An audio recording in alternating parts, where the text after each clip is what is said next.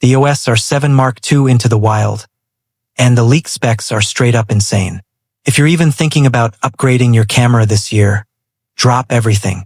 Because in the next 30 minutes, I'm going to show you proof that this $1,499 beast is about to murder the Sony a6700, crush the Fujifilm X-T5, and make full-frame users question every life choice they've ever made.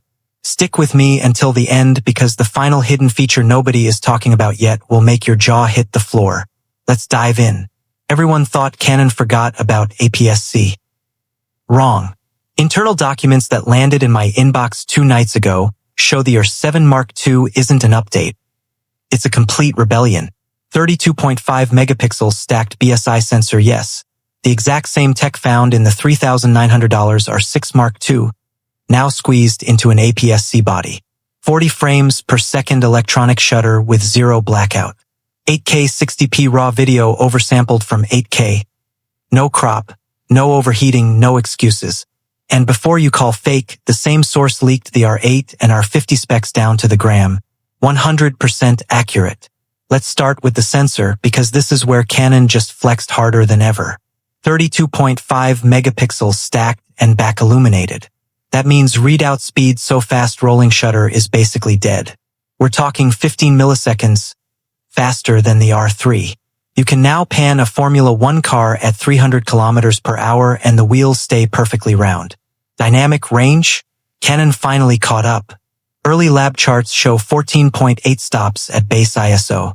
That's within 0.2 stops of the Sony A1. In APS-C, for $1,500. Let that sink in. But the real killer is the new Digic X Plus processor paired with the same dual-pixel CMOS AF2 from the R3. Canon claims 100% frame coverage, 1053 focus points, and subject detection so good it can track a hummingbird's eye through dense forest at 40 frames per second. Birders, wildlife shooters, your life just changed forever. And yes, it now has dedicated human eye in complete darkness mode using deep learning algorithms trained on over 10 million night portraits. ISO 51200 is actually usable. I've seen the raw files. Skin tones still look like skin.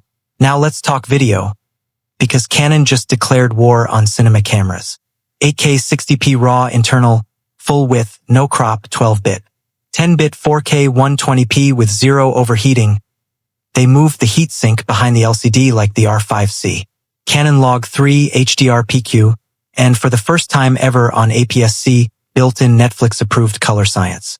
Want slow motion that looks like a $20,000 red?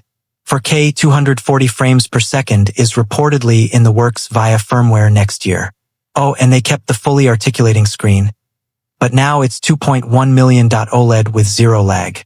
Vloggers just won the lottery. IBIS. 8 stops. Yes, 8. Paired with any RF lens, you get 8-stop coordinated control. Handhold a 1-second exposure with the RF 800mm f/11 sharp. I've seen the test shots.